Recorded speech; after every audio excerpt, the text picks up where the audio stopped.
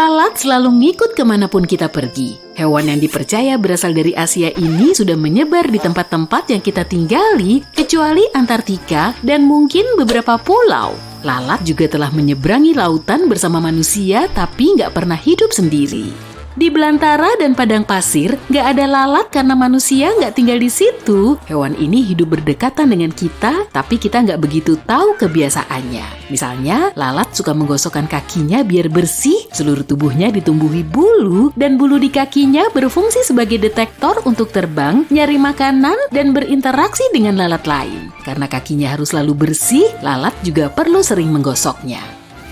Kaki lalat sangat sensitif dan bisa menjalankan beberapa fungsi. Bagian tubuh ini juga punya reseptor rasa yang berfungsi sebagai pengecap. Lalat bisa hinggap di atas makanan incarannya dan muter-muter sambil nyobain kelezatannya sebelum benar-benar memakannya. Lalat gak bisa mengunyah, jadi bahan makanannya berupa cairan yang diminum. Pada makanan padat, lalat punya ritual biar bisa mencernanya. Mereka ngeluarin cairan pencernaan ke makanan supaya terurai jadi bagian yang lebih kecil, lalu mereka bisa meminumnya. Dengan ngeluarin cairan ini, lalat juga ngosongin perutnya biar bisa diisi dengan makanan baru.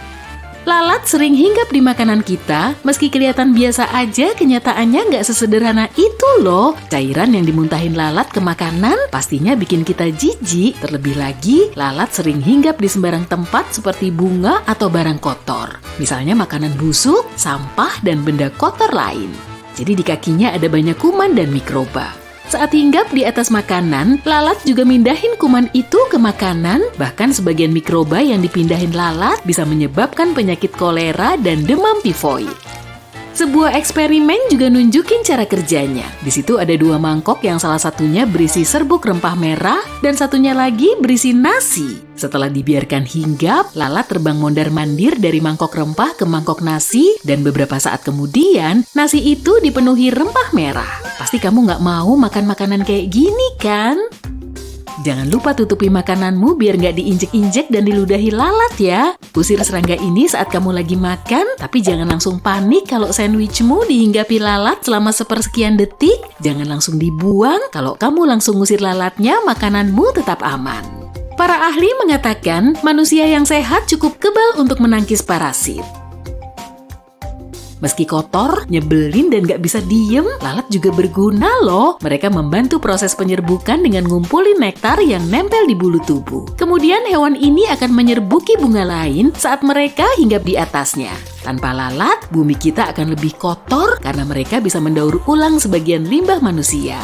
Lalat juga berperan penting dalam ekosistem dengan menjadi mangsa bagi para burung, laba-laba, kadal, katak, dan masih banyak lagi. Kalau nggak ada lalat, mereka semua akan punah. Selain bisa ngerasain makanan dengan kakinya, lalat juga punya keunikan lain. Mereka bisa berjalan di permukaan horizontal, vertikal, atau dalam posisi terbalik. Hal ini bisa terjadi karena masing-masing kaki lalat dilengkapi dengan 2 selaput berbulu halus. Bulu ini memproduksi bahan mirip lem yang bikin lalat bisa mencengkram kuat. Mereka juga punya mata unik yang tersusun atas 3.000 sampai 6.000 mata sederhana di tiap mata majemuknya. Meski mata lalat nggak bisa bergerak, daya penglihatannya hampir 360 derajat. Mereka bisa ngarahin mata ke belakang punggungnya, jadi dimanapun kamu berada, lalat pasti bisa melihatmu dengan salah satu atau beberapa dari ribuan monitornya. Selain 2 mata majemuk, lalat juga punya 3 mata sederhana di atas dahi untuk membantu proses navigasi. Waktu reaksi lalat juga sangat bagus nih, makanya kita sulit menangkapnya. Bagi lalat, kita selamban kungkang karena mereka ngelihat objek dalam gerak lambat. Tiap spesies punya persepsi lain tentang kecepatan. Kecepatan yang kita lihat akan 2 kali lebih cepat bagi kura-kura dan 4 kali lebih lambat bagi lalat. Coba deh, tonton video ini dalam kecepatan 1/4 kali. Kurang lebih begitulah lalat melihat kita. Jadi mereka punya waktu yang cukup untuk kabur saat ada bahaya. Lalat cuma punya 1 pasang sayap, tapi selain itu, mereka juga punya halter untuk terbang lebih cepat. Jutaan tahun lalu, halter berfungsi sebagai pasangan sayap kedua, tapi sekarang fungsinya sebagai alat bantu lepas landas dan menjaga keseimbangan di udara. Kalau lalat kehilangan salah satu halter, mereka cuma bisa terbang sambil muter-muter, dan kalau keduanya hilang, mereka nggak akan bisa terbang lagi.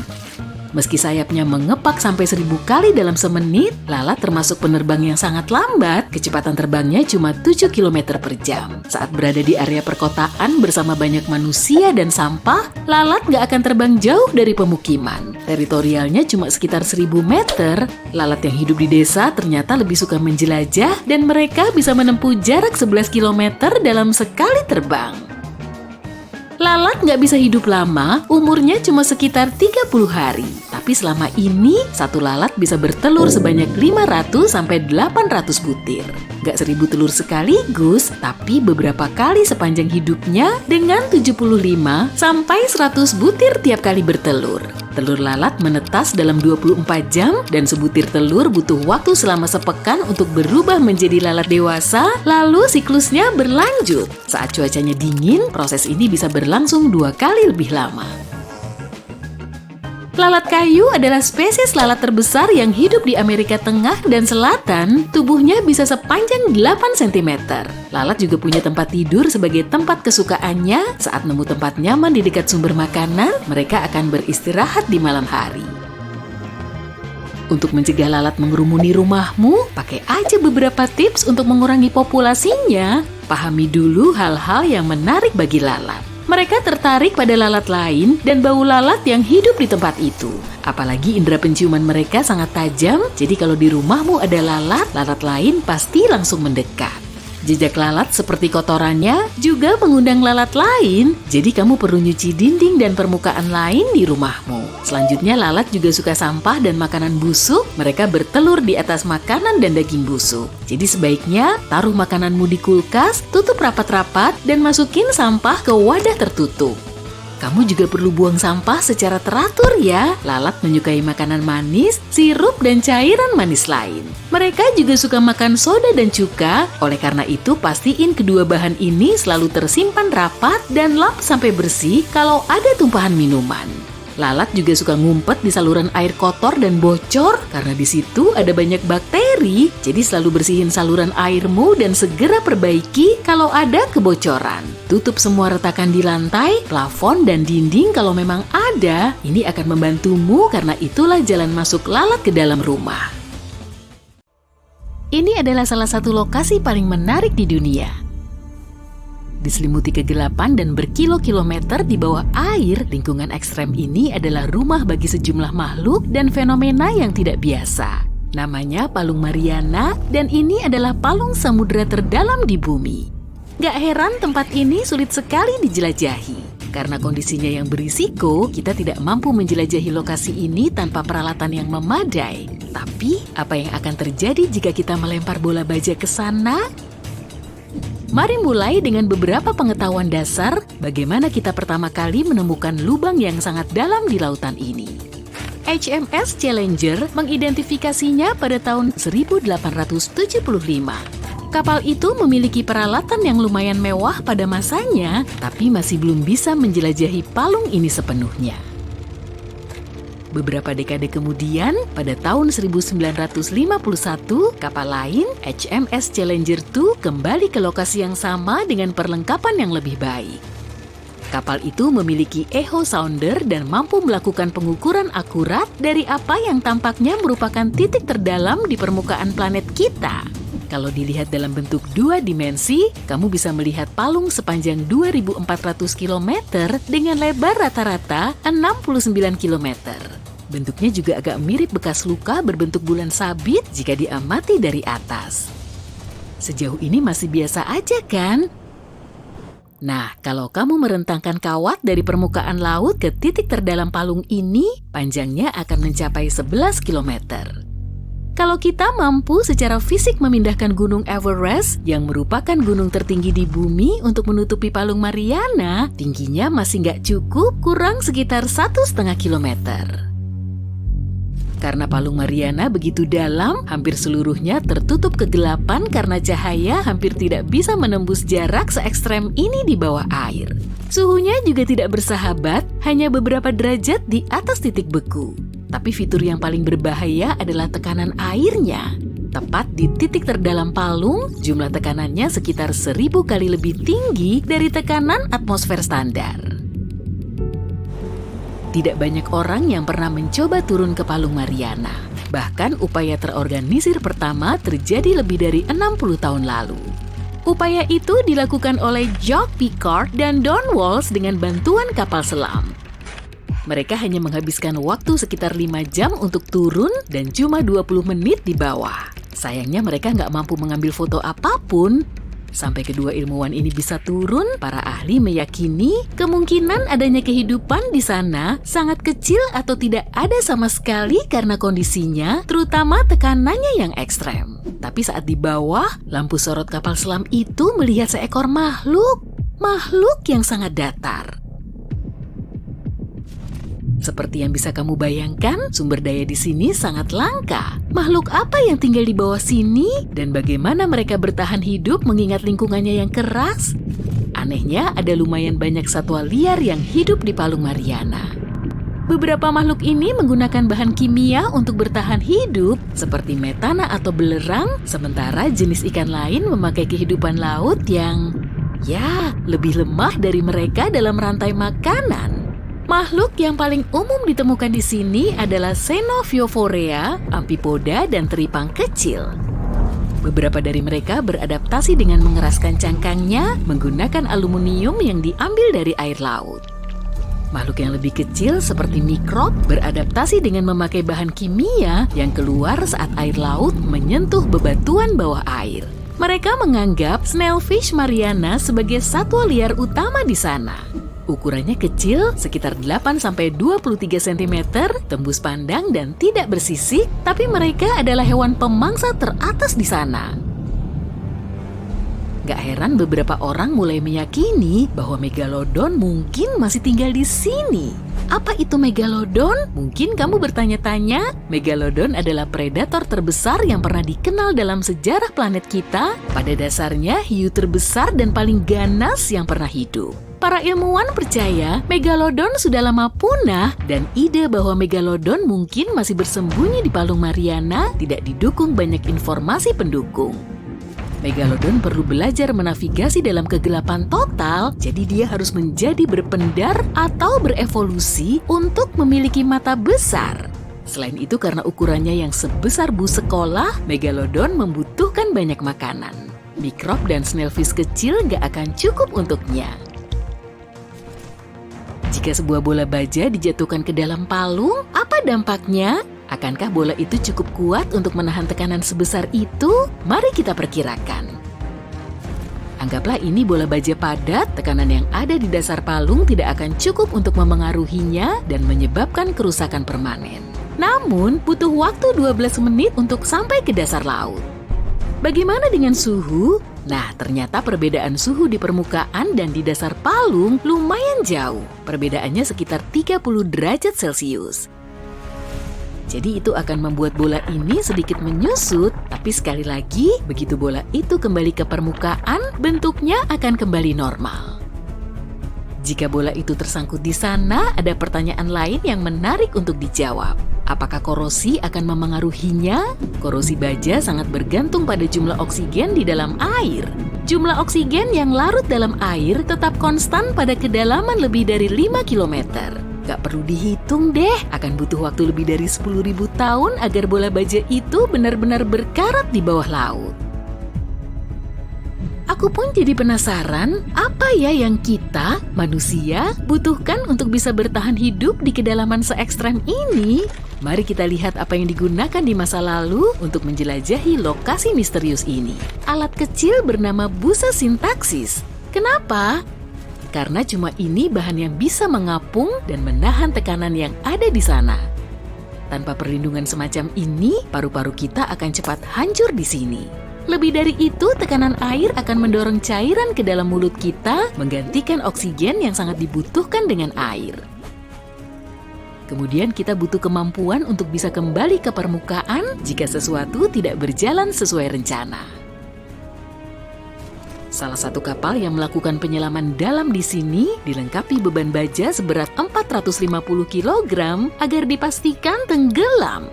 Pemberat ini dihubungkan ke kapal dengan jenis kawat khusus yang memiliki waktu korosi yang meningkat 11-13 jam di air laut untuk berjaga-jaga andai ada yang tidak beres di sana dan mereka harus naik kembali dengan cepat. Mengingat kondisi yang keras di sini, masalah pasokan oksigen juga sangat penting. Setiap kapal yang ingin turun ke Palung Mariana lagi perlu mempertimbangkan semacam perangkat yang bisa mendaur ulang udara untuk mengurangi jumlah oksigen yang perlu diangkut ke sana. Dan yang terakhir, tapi jelas bukan masalah terkecil kita, adalah listrik. Jelas nggak ada colokan listrik di bawah sana untuk kamu ngecas ponsel, jadi perlu ada baterai yang cukup tahan lama untuk mendukung semua peralatan yang diperlukan. Komunikasi, suplai oksigen, perangkat penerangan, dan lain-lain. Semua masalah ini sepertinya bukan tantangan lagi, karena baru-baru ini kamu bisa membeli tur ke Palung Mariana loh. 3 orang yang beruntung adalah bagian dari proyek semacam itu pada tahun 2020. Mereka menyelam dalam bola titanium setebal 9 cm yang memastikan mereka tidak merasakan perubahan tekanan dan tekanan fisiologis apapun. Masing-masing tamu mengambil bagian dalam perjalanan individu yang diperkirakan memakan waktu sekitar 14 jam. Proses turunnya sendiri memakan waktu lebih dari 4 jam. Begitu sampai di dasar, mereka mendapat kesempatan untuk menyaksikan sejumlah makhluk paling luar biasa di planet ini. Kemudian sudah waktunya untuk memulai pendakian 4 jam untuk kembali ke permukaan. Selamat ulang tahun Sarah. Selamat ulang tahun teman-teman dan keluargamu bersamamu. Kue itu sempurna dan ini hadiah-hadiahmu. Pacarmu memberikan kotak yang dibungkus cantik dengan pita. Semoga make up. Kamu membukanya saat itu juga dan melihat kotak warna-warni kecil di sana. Tunggu, itu kubus Rubik dan bentuknya sangat aneh. Kamu marah besar kepada pacarmu. Itu bisa saja shawl, perhiasan, mungkin sekotak coklat favoritmu. Tapi kubus Rubik yang benar saja. Pacarmu tidak melihat kekecewaanmu dan menjelaskan bahwa kubusmu adalah jenis 1x1.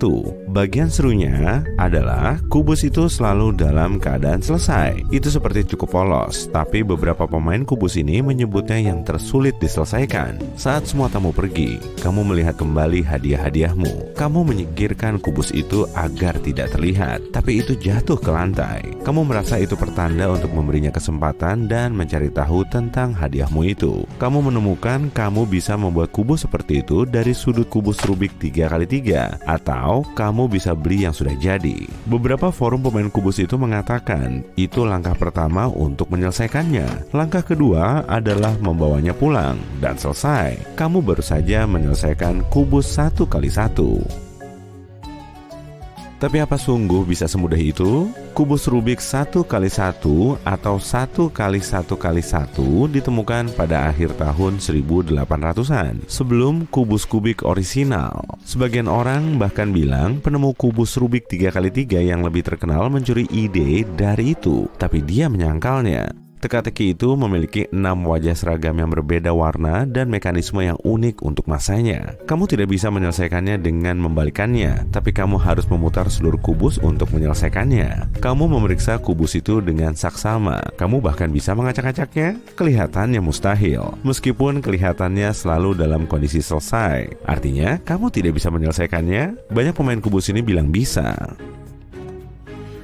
Rekor dunia tidak resmi saat ini untuk menyelesaikannya adalah 8 menit 59 detik. Penyelesaian tercepat kubus Rubik 3x3 saat ini adalah 3,47 detik. Satu lagi bukti bahwa 1x1 tidak mudah. Kamu memutuskan untuk mencari rumusnya dan mencobanya. Ini dia bahasa kubus 1x1.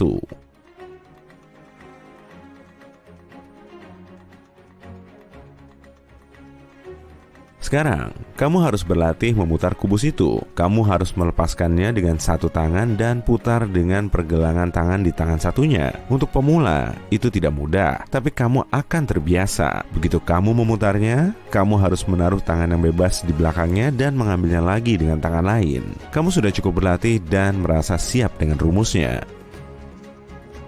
Ini dia. Bawa wajah atas ke belakang. bawa wajah di kanan ke depan. Lakukan 2 kali. Pindahkan wajah depan ke kiri. Pindahkan wajah depan ke kanan. Kamu hebat, lanjutkan. Bawa wajah atas ke belakang. Itu akan memutar semuanya. Bawa wajah di kanan ke depan. Pindahkan wajah di kiri ke depan. Sempurna. Sekarang kamu harus memutar wajah di kanan ke depan 3 kali. Putar seluruh teka-teki dengan membawa wajah atas ke belakang. Bawa wajah depan ke kanan. Bawa wajah di kanan ke depan. Putar seluruh teka-teki dengan membawa wajah atas ke belakang. Pindahkan wajah di kiri ke depan. Sedikit lagi. Putar wajah depan ke kanan. Pindahkan wajah depan ke kiri. Kamu merasa seperti profesional sekarang dan mencari rumus lain yang membutuhkan jiwa kreatif kamu. Langkah pertama adalah melepas semua stiker dari kubus Rubik 1x1.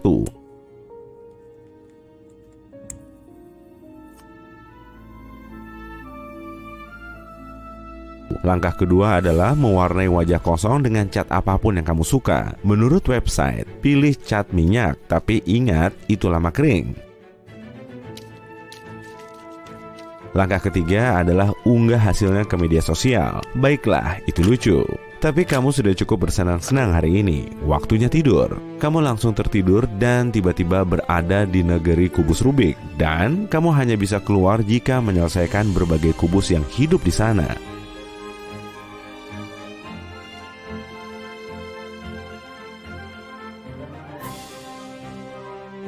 Kubus pertama yang kamu temui di jalan adalah Sudocube. Itu kombinasi 2 teka-teki yang super menantang. Itu memiliki 6 wajah kubus dan 9 angka pada masing-masing wajah. Jadi totalnya adalah 54 angka dengan 6 set angka dari 1 sampai 9. Targetmu adalah memastikan masing-masing wajah kubus memiliki semua angka dari 1 sampai 9 dalam urutan apapun. Apa yang berhasil untuk satu Sudocube mungkin tak berhasil untuk yang lainnya. Kamu tidak bisa menyelesaikannya sendiri. Jadi, kamu minta petunjuk. Sudocube menjelaskan rahasianya adalah menguasai teknik kubus Rubik dan Sudoku. Katanya akan membantu jika kamu menggambar peta 2 dimensi semua angka pada masing-masing wajah di kertas. Dengan begini, kamu bisa mudah mengetahui seluruh urutan angka. Kamu tidak bisa memindahkan angka tengah di masing-masing wajah 3x3. Kamu harus memutar dan membalik lapisan untuk mencari posisi angka wajah sudut. Angka wajah tengah akan membantumu. Kamu harus fokus menyelesaikan angka di satu wajah. Sisanya akan mengikuti dengan mudah. Beberapa ratus putaran dan balikan kemudian, kamu berhasil membuat urutan yang benar. Kamu boleh maju ke tahap berikutnya. Perhentian berikutnya adalah Pentamix. Monster ini mungkin kubus Rubik tersulit di dunia. Ini terdiri dari 975 bagian individu dan punya lebih dari 1200 stiker. Butuh 75 jam untuk membuatnya dan mungkin akan lebih lama diselesaikan. Kamu memutuskan kabur. Tapi kalian menabrak dirimu. Oh, itu kubus cermin yang agung. Itu tidak perlu stiker warna dan terdiri dari berbagai bentuk dan ukuran. Kamu bisa menyelesaikannya dengan cara sama seperti kubus 3x3 biasa. Jadi, kamu harus ingat rumus dasar yang kamu pelajari dulu sekali. Kamu mulai menyelesaikannya 2 jam kemudian. Kubus itu bosan dan membiarkanmu maju ke tahap berikutnya. Ini berbeda. Master Morphix berbentuk segitiga dan bisa 1 atau 4 warna. Ini memiliki 4 wajah bentuk segitiga dengan 1 bagian tengah masing-masing. Kamu bisa memutar bagian tengahnya 180 derajat. Kamu sangat bingung dengan ini. Tapi kubus itu menjelaskan bahwa bisa lebih parah lagi. Semakin tinggi urutan Master Morphix, semakin sulit diselesaikan. Teka-teki berikutnya seperti kubus 3x3. Tapi kamu sungguh bisa menyelesaikannya dengan mudah? Kamu mengambilnya dan mulai menyelesaikannya. Yaks! Apa itu tadi?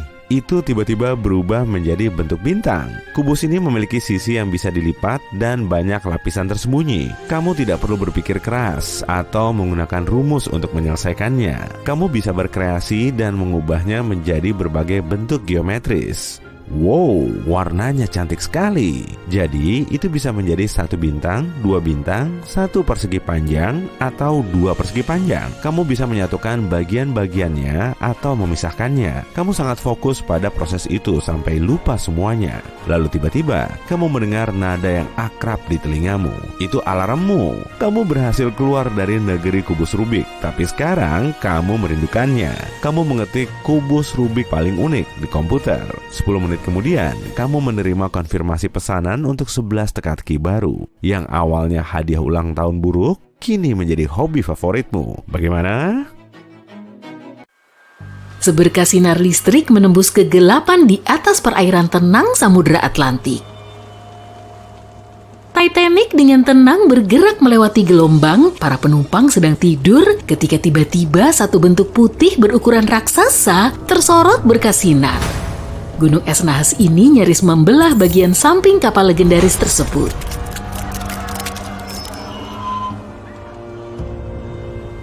(14 April 1912). Hanya 2 hari sebelum seseorang memfoto gunung es raksasa berbentuk elips yang sangat aneh, ternyata kemungkinan besar gunung es ini terbentuk dari salju yang jatuh 100.000 tahun lalu. Peneliti memakai pemodelan komputer untuk memperkirakan asalnya. Mereka memakai data dari tahun 1912 dan menambahkan informasi baru tentang angin dan arus laut. Kesimpulan mereka, kemungkinan gunung es ini adalah bagian dari gugusan kecil gletser di barat daya Greenland. Hari ini, menghitung rute gunung es semacam itu di tahun tertentu di masa lalu sudah mungkin dilakukan. Jadi gunung es kenamaan ini bergerak dari Greenland ke suatu area yang lebih jauh ke selatan dari Cornwall. Kalau saja Titanic melewati wilayah ini 2 hari lebih lambat saja, gunung es itu sudah bergerak jauh dari titik pertemuan keduanya. Awalnya, bobot gunung es paling tersohor itu 75 juta ton. Seiring waktu, pelan-pelan ia mulai meleleh. Dan saat menenggelamkan Titanic, bobotnya tinggal 1,5 juta ton. Saat tabrakan, kemungkinan gunung es ini sudah meleleh selama berbulan-bulan, tapi ia tetap saja monster yang sebenarnya. Saat Titanic tenggelam, panjang gunung es itu 120 meter dan lebih dari 30 meter permukaannya ada di atas air. Sebagian orang percaya supermoon lah penyebab Titanic tenggelam. Malam itu ada peristiwa langka terkait bulan yang belum terjadi selama 1400 tahun. Dalam kondisi normal, gunung es tersebut belum akan bergerak sejauh ini ke selatan tanpa meleleh dan kehilangan sebagian besar masanya. Tapi, mungkin supermoon yang menimbulkan gelombang tinggi yang di luar kebiasaan juga menarik gunung es itu menjauhi gletser jauh lebih cepat dari biasanya. Ada bakteri jenis tertentu yang perlahan-lahan mengonsumsi sisa-sisa Titanic, korosi garam, arus laut, suhu yang membeku, ditambah mikroorganisme pemakan karat bisa melahap seluruh bangkai kapal itu. Artis Amerika Dorothy Gibson ada di atas Titanic. Dia selamat dan ketika tiba di kota New York, hampir seketika itu juga, dia mulai membuat film berjudul Sail from the Titanic. Film itu dirilis cuma sebulan setelah Titanic tenggelam. Dan dalam film itu, dia bahkan memakai sepatu dan pakaian yang sama dengan yang dipakainya saat bencana yang sebenarnya. Film itu sukses besar pada saat itu, tapi juga satu-satunya salinan film yang diketahui hancur dalam kebakaran. 14 tahun sebelum Titanic tenggelam, terbit sebuah novela berjudul Futility. Dan novela ini seperti memprediksi seluruh kejadian tersebut. Kisahnya berkisar tentang kapal fiktif bernama Titan yang tenggelam dalam pelayarannya. Ukuran Titan hampir sama dengan Titanic dan keduanya tenggelam di bulan April. Dan alasannya juga menabrak gunung es, baik kapal asli maupun fiktif digambarkan sebagai kapal yang tidak bisa tenggelam. Keduanya dilengkapi sekoci yang jumlahnya sudah memenuhi secara hukum yang kemudian ternyata jauh dari cukup. Kita sudah menonton ini dalam film, tapi memang ada kisah cinta sebenarnya di Titanic. Bahkan, 13 pasangan naik Titanic sebagai bagian dari bulan madu mereka. Salah satu dari pasangan itu adalah pemilik swalayan Macy's di New York. Begitu situasi jelas bahwa Titanic tenggelam dengan cepat, si wanita menolak masuk sekoci tanpa suaminya. Tapi sang suami nggak mau mengikutinya, sementara masih ada wanita dan anak-anak yang menurutnya harus naik sekoci lebih dulu. Lalu sang istri memberikan mantelnya ke pelayan dan dia ngotot agar pelayannya masuk sekoci dan ingin pelayannya hangat. Adapun wanita itu sendiri, dia ingin tetap bersama suaminya sampai akhir. Sebagian orang percaya bahwa Titanic tenggelam karena mumi, bukan karena gunung es. Semuanya berawal dari sekitar 1000 tahun sebelum Masehi dengan seorang wanita misterius yang hidup di kota para pencuri di Mesir. Orang sedikit sekali mengenalnya, tapi mereka menyebutnya pendeta wanita. Muminya dimasukkan sarkofagus kayu dan diberi tutup besar bergambar wajahnya dengan tulisan mistis. Tempat ini tersembunyi sampai paruh pertama abad ke-19 saat sekelompok penduduk lokal tanpa sengaja menemukannya dan mereka dianggap mengganggu ketenangannya. Tak seorang pun tahu bagaimana, tapi hari itu mumi tersebut lenyap tanpa bekas. Beberapa dekade kemudian, sekelompok sahabat kaya dari Inggris pergi ke Mesir dan menemukan peti mumi kosong bergambar pendeta wanita itu yang matanya seperti menembus kekosongan. Mereka memutuskan untuk membeli peti itu, tapi si pembeli lenyap di malam yang sama, bahkan sebelum memperoleh peti itu. Semua anggota kelompok itu mengalami kecelakaan, peti itu berpindah lokasi beberapa kali. Sampai, seperti yang dipercaya sebagian orang, berakhir di Titanic. Sebuah kapal selam robot butuh waktu lebih dari 70 tahun untuk menemukan kapal legendaris ini. Bangkai kapal itu ada di kedalaman mendekati 4.000 meter di bawah permukaan Samudra Atlantik dalam kondisi patah menjadi dua. Kenapa kapal ini patah? Tak seorang pun tahu dengan pasti. Sebagian menduga ini terjadi karena air memasuki kapal saat bertabrakan dengan gunung es. Tekanannya begitu kuat hingga kedua bagian kapal terpisah mulai dari struktur dasarnya. Yang lain bilang karena paku keling di lambung kapal, paku-paku keling ini mengandung terak atau sisa peleburan dalam konsentrasi tinggi. Dan ini bisa menyebabkan logam terbelah. Secara umum kapal ini memiliki banyak kelemahan, dimulai dari desainnya. Sekat kedap airnya nggak tertutup rapat di bagian atas, ini memungkinkan air mengalir di sela-sela kompartemen dan akhirnya menenggelamkan kapal. Besi dari paku keling kapal dan baja lambungnya akhirnya rusak karena kandungan belerang yang tinggi, suhu dingin, dan kecepatan tinggi. Baja itu hancur hingga paku kelingnya mencuat dengan cukup mudah. Karena itu Titanic tenggelam 20 kali lebih cepat daripada seharusnya. Kalau Titanic menabrak gunung es dari depan, bukan dari samping, mungkin ia akan tetap terapung. Bagaimana mungkin anggota kru nggak punya teropong? Teropong pasti akan sangat membantu melihat gunung es tepat pada waktunya, bahkan mungkin bisa menghindarkan bencana. Tapi teropong di atas Titanic terkunci di kompartemen penyimpanan. Cuma satu anggota kru yang punya kuncinya dan dia telah dipindah dari kapal itu tepat di malam sebelum kapal mulai berlayar. Anggota kru ini bilang dia nggak ingat untuk menyerahkan kunci itu. Tapi tanpa teropong pun, kemungkinan kapal masih punya waktu untuk mengubah jalur dan menghindari tabrakan kalau kru memperoleh peringatan. Tapi itu masalahnya, seseorang memang mengingatkan mereka. Sekitar sejam sebelum insiden, satu kapal yang posisinya relatif dekat dengan Titanic, SS Californian, mengirim pesan untuk memberi info kalau kapal tersebut terpaksa berhenti karena padang es padat. Tapi peringatan itu nggak pernah sampai ke Kapten Titanic. Beberapa ahli bilang ini terjadi karena operator radio nggak berpikir informasi ini mendesak, dan kemudian SS Californian bilang mereka nggak menerima permintaan bantuan dari Titanic karena operator radio mereka sedang nggak bertugas. Sebagian orang bilang kru Titanic nggak bisa melihat gunung es pada waktunya karena ilusi optik. Mungkin kondisi atmosfer malam itu menyebabkan pembiasan super yang bisa menyamarkan gunung es. Bagaimanapun tak seorang pun benar-benar melihat gunung es sampai posisinya sudah terlalu dekat dengan kapal untuk menghindarkan tabrakan. Bahkan, jarak antara saat mereka melihat gunung es dengan tabrakan tidak ada semenit penuh, cuma 37 detik. Dan Titanic butuh 2 jam 40 menit untuk lenyap ke bawah gelombang laut.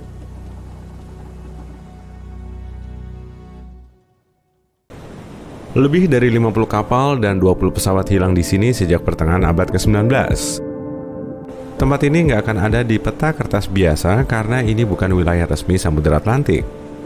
Ini cuma area perairan kecil berbentuk segitiga yang nggak jauh dari pesisir tenggara Amerika Serikat. Pada abad ke-20, tempat ini jadi legenda. Ada yang percaya kalau tempat ini pangkalan rahasia, yang lain yakin kalau ini portal waktu. Jadi, kapal-kapal terjebak dalam badai kuat lalu pergi ke masa lalu atau masa depan. Ada juga teori kalau kota Atlantis ternyata ada di bawah segitiga Bermuda. Teknologinya membuat ledakan energi dan menghancurkan kapal. Bahkan pesawat juga bisa hilang di area ini loh. Teori-teori ini udah terkenal banget sampai-sampai kalau ada kejadian aneh di laut, orang-orang mikir pasti ada hubungannya sama segitiga Bermuda. Ketakutan akan segitiga Bermuda makin menjadi karena banyak buku dan film tentang itu. Sutradara, penulis, dan jurnalis suka pakai tema ini. Tapi kebanyakan cerita dalam karya-karya mereka nggak benar. Kamu bisa nemuin kebenaran dari tempat ini kalau kamu perhatiin baik-baik loh. Tapi pertama-tama, yuk sanggah dulu teori yang paling lemah. Benda luar angkasa, Atlantis, dan perjalanan waktu. Semua mitos ini muncul di pertengahan abad ke-20. Nggak ada catatan tentang fenomena misterius sebelum abad ini. Orang-orang cuma tahu kalau ada banyak kapal yang tenggelam di sini. Tapi seorang penulis bikin buku yang nyebutin Atlantis ada di dalam perairan segitiga ini. Penulisnya nggak ngasih bukti, tapi dia meyakinkan banget pas ngejelasin hipotesis ini. Orang-orang baca buku itu dan suka. Psikologis manusia suka baca hal rahasia. Kalau kamu tahu sesuatu yang orang-orang nggak tahu, kamu jadi ngerasa spesial. Pastinya, kamu mulai percaya sama rahasia ini. Jadi, ini alasannya buku Segitiga Bermuda menjadi sangat populer. Penulis buku itu jadi kaya, dan orang lain juga pengen memperkaya diri dengan cara sama. Beberapa teori luar biasa tentang perjalanan waktu dan pangkalan rahasia muncul sejak itu. Setelah itu, dokumenter mulai bermunculan. Karya-karya tentang sifat mistis segitiga ini nggak berdasarkan fakta, tapi teori dari buku-buku lain. Kita nggak akan bisa nemu kebenaran dalam kekacauan ini. Beberapa orang suka saat tahu rahasia, meskipun palsu.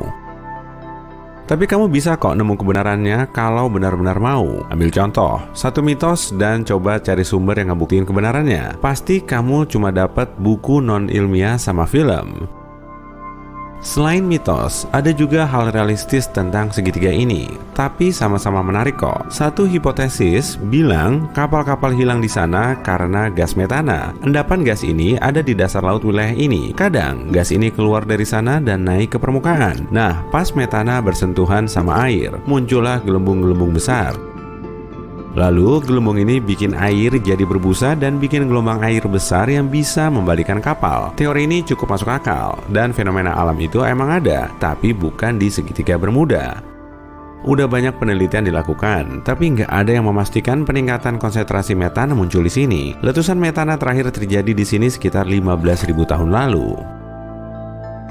Ada satu lagi teori masuk akal nih, gelombang raksasa. Gelombang ini terbentuk tanpa badai dan angin. Permukaan air yang tenang bisa jadi gelombang besar yang tingginya setara gedung 5 lantai dalam 3 detik. Kapal bisa tenggelam, lalu hilang. Nggak lama kemudian, laut tenang lagi dan gelombang tadi kayak nggak pernah ada. Beberapa ilmuwan yakin fenomena ini terjadi karena arus permukaan laut bertabrakan dengan angin haluan. Tapi dari kasus-kasus yang tercatat, nggak ada angin tuh. Versi lain bilang, gelombang ini lahir karena tabrakan arus hangat dan dingin. Tapi ada teori paling seru, soal vampirisme kinetik yang membentuk gelombang ini. Dalam kondisi alam tertentu, gelombang laut bisa bertukar energi kinetik. Dan di antara gelombang ini, bakal ada yang paling besar. Nah, inilah yang disebut vampir. Gelombang ini menyerap energi dari gelombang lain. Saat kekuatannya terkumpul, gelombang vampir memercikan air. Dari sini muncul gaya hantaman dan sifatnya yang menghilang tiba-tiba. Semua teori kayaknya masuk akal, tapi ilmuwan belum bisa mecahin sifat fenomena ini. Emang benar, gelombang raksasa bisa menenggelamkan kapal. Tapi kan, itu nggak cuma di segitiga Bermuda. Itu jarang terjadi di semua perairan di dunia. Yuk kita lanjut ke teori lain. Orang yang pernah berlayar ke tempat ini melaporkan alat navigasi mereka jadi nggak stabil. Kompas dan elektronik rusak, sinyal dan komunikasi radio hilang. Kalau gitu, kita harus lihat segitiga ini dari luar angkasa buat cari tahu alasannya. Kalau kamu pakai sensor dan alat khusus, kamu bakal ngeliat medan magnet bumi melemah di atas segitiga Bermuda. Medan ini melindungi kita dari radiasi matahari. Astronaut Stasiun Luar Angkasa Internasional bilang segitiga ini mendapat lebih banyak partikel matahari dibanding bagian lain di bumi. Nah, itu yang bikin elektronik jadi nggak stabil di area ini. Tapi satelit dan benda luar angkasa yang terbang di atmosfer kita baik-baik aja. Area dengan medan magnet lemah ada di mana-mana, tapi nggak mengganggu navigasi kok. Artinya, kapal dan pesawat bekerja dengan stabil dalam kondisi itu, tapi semua kompas nggak berfungsi baik di area segitiga ini. Mungkin aja beberapa anomali magnetik ini memengaruhi sistem navigasi. Teori ini langsung disanggah. Ilmuwan rutin ngecek peta magnetik wilayah ini dan nggak nemu penyimpangan dari kondisi ini. Ternyata, penyebab kompasnya nggak stabil bukan karena anomali. Segitiga Bermuda adalah salah satu dari sedikit tempat di dunia yang kutub utara sejati dan kutub magnetiknya ada di tempat yang sama. Utara sejati adalah kutub utara geografis. Kutub magnetik terus bergerak mengelilingi dunia ke arah utara. Kadang, kutub-kutub ini bertabrakan dan menyebabkan fenomena seperti garis agonik. Kalau kamu berada di garis ini, kompasmu bakal ngaco dan nggak akan menunjuk ke utara sejati. Makanya, banyak kapal hilang di tempat ini pada awal abad ke-20. Orang-orang memakai kompas biasa. Mereka nggak punya teknologi navigasi modern. Dan kompas yang ngaco ini bisa menyebabkan akibat berbahaya. Bayangin, kamu jadi kapten kapal tahun 1901, kamu cuma dipandu kompas. Dari dulu, kamu tahu kamu harus berlayar ke utara buat nemu daratan. Lalu, kamu sampai di segitiga Bermuda, kamu cek kompas dan sadar posisi panahnya agak beda. Kamu harus pergi ke arah lain. Arah ini salah, tapi kamu belum tahu soal itu. Kamu salah jalan dan malah nyampe wilayah Karibia. Wilayah ini penuh sama pulau-pulau kecil. Dasar lautnya juga nggak dalam di sini. Kapal kamu nyentuh tempat dangkal. Kamu terjebak dan nggak tahu kamu ada di mana. Nah, seperti itulah kapal-kapal itu hilang di wilayah ini. Tapi kalau kamu punya GPS, kamu nggak akan nyasar dan pasti aman berlayar ke daratan. Ngomong-ngomong, di abad ke-21 ini, kamu bisa pakai kompas di sini tanpa masalah. Soalnya, kutub utara magnetik udah nggak berpapasan sama utara sejati di wilayah segitiga Bermuda. Garis agoniknya udah pindah ke tempat lain sekarang. Tapi kok kapal-kapal masih aja hilang di sini? Sekarang, yuk bahas solusi paling nggak terduga buat masalah segitiga Bermuda. Emang masih ada kapal yang hilang di wilayah ini, dan penyebabnya adalah air, laut, alam, dan masih banyak lagi. Apesnya, memang ada kapal yang tenggelam di mana-mana. Jangan cuma takut sama segitiga Bermuda. Lebih banyak kapal hilang di beberapa tempat di wilayah Samudra Atlantik, dan segitiga Bermuda bahkan nggak masuk 10 besar. Terus kok nggak ada yang tahu tentang tempat itu? Soalnya, orang-orang nulis dongeng tentang satu tempat ini aja. Salah satu rute kapal paling populer di Atlantik melewati segitiga Bermuda. Ayo tebak, menurut statistik, di tempat mana yang paling banyak terjadi kapal karam? Di tempat yang banyak dilewatin kapal, yaitu di wilayah ini. Ada yang benar sih tentang segitiga Bermuda, terjadi banyak badai di sana. Tapi, cuaca buruk dan laut yang nggak bersahabat pun nggak selalu menenggelamkan kapal. Hurikan juga sering muncul di wilayah segitiga ini. Wilayah Bermuda memiliki tekanan atmosfer yang tinggi. Tekanan ini membelokkan awan badai ke arah segitiga. Angin kencang dan gelombang besar bisa bikin kapal tenggelam. Dan kilat petir bisa membahayakan pesawat. Tapi semua orang tahu ini. Jadi, jangan salahin segitiga Bermuda buat semua masalah ini. Tempat ini cantik dan menarik banyak turis kok. Au! Kita semua pasti pernah disengat lebah kan? Rasanya emang gak enak banget. Tapi umumnya, lebah bukan hewan galak kok. Kemungkinan kita udah bikin hewan kecil ini ketakutan. Serangga ini punya fungsi penting dalam proses penyerbukan. Kehadirannya telah bikin tumbuhan kita terus berbuah. Lebah cuma nyengat saat dirinya merasa terancam. Kalau kamu disengat lebah, posisimu mungkin udah terlalu dekat dengan hewan ini, atau malah terlalu mepet ke sarangnya. Tiap sarang bisa nampung 50.000 sampai 80.000 lebah madu. Dan seperti manusia, lebah akan mempertaruhkan semuanya untuk melindungi rumahnya. Tentunya, lebah nggak memasang alarm atau sistem keamanan yang rumit. Mereka cuma pakai alat penyengat untuk mengusir musuh. Dan saat menyengat, lebah madu juga melepas feromon. Zat kimia ini bisa mempengaruhi perilaku hewan dari spesies yang sama. Kalau seekor lebah sedang menyerangmu, feromon ini kemungkinan akan menarik lebah lain yang ada di dekatnya dan mereka akan ikut-ikutan menyerangmu. Kamu pasti nggak mau mengalami hal seperti ini kan? Nah, ini dia fakta serunya. Cuma lebah betina yang bisa nyengat. Lebah jantan besar pun nggak punya penyengat sama sekali. Sebetulnya, penyengat merupakan modifikasi dari organ penghasil telur. Ratu lebah juga punya penyengat. Lebah ini lebih besar dari lebah pekerja biasa. Dan ukuran rata-ratanya sekitar 2,5 cm atau 2 kali lebih besar dari lebah pekerja. Karena bertubuh bongsor, ratu lebah sering dianggap punya sengatan yang paling sakit. Oke deh, kita cari tahu dulu yuk. Ratu lebah jarang menyengat karena tugasnya berdiam diri di dalam sarang. Lebah ini memiliki peranan paling penting di dalam koloni karena cuma sang ratu yang bisa bereproduksi. Ratu lebah punya 2 tugas utama di dalam sarang. Pertama, memproduksi aroma kimia yang membantu menyatukan lebah lain agar mereka bisa bekerja sama. Kedua, menghasilkan banyak telur hingga 2.000 butir setiap hari. Sang ratu dikelilingi lebah pekerja yang selalu memenuhi kebutuhannya. Mereka memberinya makanan. Pekerja pendamping juga ngumpulin feromon sang ratu, kemudian menyebarkannya agar mereka nggak nyari ratu baru. Tapi, meskipun jadi ketua sarang dan bertubuh paling besar, lebah ratu nggak begitu jago nyengat. Penyengat lebah biasa dilengkapi dengan duri. Jadi saat dipakain untuk menyerang, penyengat ini akan nyangkut di kulit kita hingga sulit digerakkan. Di dalamnya juga terdapat bisa berbahaya yang dipenuhi dengan protein. Makanya, bisa ini mampu menimbulkan sensasi nyut-nyutan tiada tara. Malahan, bisa mempengaruhi sistem imun dan sel kulit. Penyengat terus memompakan bisa ke dalam tubuh selama lebih dari 10 menit atau sampai terlepas dari kulit. Tapi nggak seperti lebah pekerja. Ratu lebah jarang banget keluar sarang. Tugas utamanya cuma bertelur. Lebah lain di dalam koloni harus melindungi sarang dan ratunya. Karena itu lebah pekerja memiliki penyengat yang paling kuat. Dengan begini, mereka bisa ngusir bahaya yang mungkin datang. Sang ratu cuma perlu membela dirinya dari ratu saingannya.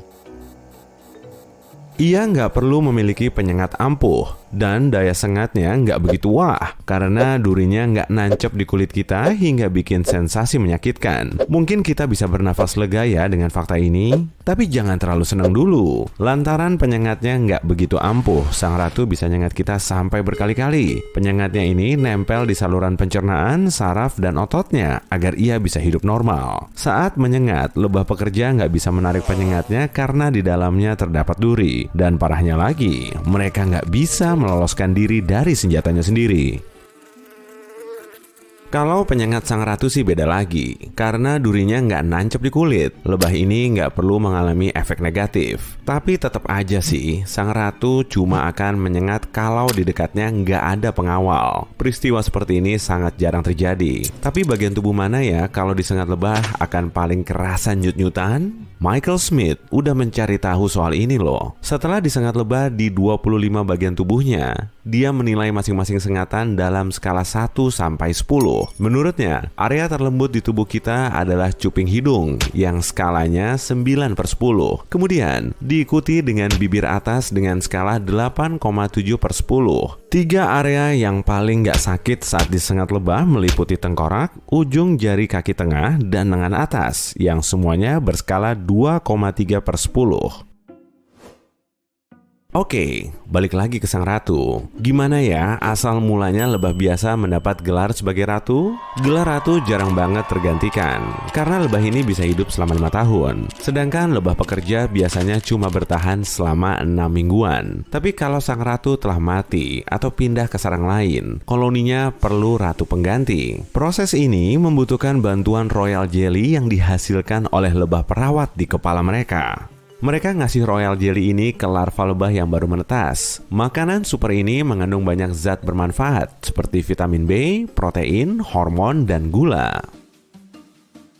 Setelah 3 hari, para lebah pekerja menyeleksi larva yang akan terus dikasih royal jelly. Sedangkan larva lain cuma mengasup makanan yang kurang bernutrisi. Royal jelly bisa memicu fase perkembangan baru pada lebah muda, terutama menumbuhkan organ khusus yang diperlukan untuk bertelur. Tapi kebanyakan orang masih belum tahu proses ini. Sebagian ilmuwan mengklaim bukan royal jelly yang bikin lebah menjadi ratu, melainkan karena makanan yang diasup sang ratu nggak mengandung zat kimia dari tumbuhan alami. Meskipun asal muasal lebah khusus ini nggak diketahui secara jelas, kita bisa paham kenapa jumlahnya cuma 1.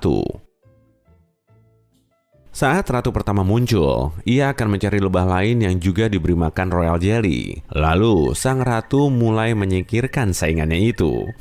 Pasti seru nih kalau ada banyak ratu yang muncul bersamaan. Akan ada pertarungan hingga tersisa 1 ratu saja. Lebah lain di dalam sarang juga punya tugas penting, termasuk mencari makan, menjaga larva muda, dan bikin sarang. Sedangkan lebah jantan bertugas mengawini sang ratu. Di luar masa ini, mereka akan mengasup cadangan madu tanpa melakukan tugas lain. Sementara, lebah betina atau lebah pekerja menjalankan tugas lain seperti bersih-bersih sarang, ngurusin larva, ngejagain ratu, ngumpulin madu, bikin sel, nyari makan, ngejagain sarang, menyerbuki bunga, dan ngasih makan lebah jantan. Semua lebah tahu tugasnya masing-masing. Dengan hormon khusus, mereka mengaktifkan area genetik yang menginfokan tugas yang perlu mereka lakukan dan waktu spesifiknya. Sepanjang hidup, lebah punya 4 fase tugas. Fase pertama dimulai sejak 3 minggu setelah menetas. Saat inilah mereka bisa ngebersihin sel dari sarang. 3 hari kemudian, mereka memasuki fase kedua. Di fase ini, mereka perlu ngasih makan lebah lain selama sekitar 1 minggu. Kemudian, mereka memasuki fase ketiga. Lebah mulai pindah menjauhi pusat sarangnya untuk membantu lebah lain. Mereka bikin sarang dan ngejagain pintu masuknya. Fase ini juga berlangsung selama 1 minggu. Setelah itu, lebah memasuki fase keempat atau fase terakhir. Saat inilah mereka mulai nyari makanan. Inilah fase yang paling membahayakan bagi lebah. Mereka harus keluar sarang untuk nyari serbuk sari, kemudian membawanya pulang untuk dikasihin ke koloninya. Mereka juga meninggalkan jejak bau pada bunga yang sudah mereka sentuh saat mengumpulkan serbuk sari. Dengan begini, mereka bisa ngebedain antara kerabatnya sendiri dengan lebah asing. Terkadang, mereka juga nemu jejak baunya sendiri. Tapi fase ini nggak berlangsung lama, kira-kira cuma 10 hari. Karena kalau kelamaan, lebah akan sangat kelelahan. Setelah menjalani hidup singkat dan terus bekerja, lebah pekerja harus keluar sarang tanpa kembali lagi. Kalau si pekerja ini mati di dalam sarang, lebah pengurus khusus akan segera mengeluarkannya. Masa hidup lebah memang singkat, tapi pola seperti ini bisa berjalan efektif. Malahan, hewan ini sudah ada sejak 130 juta tahun yang lalu.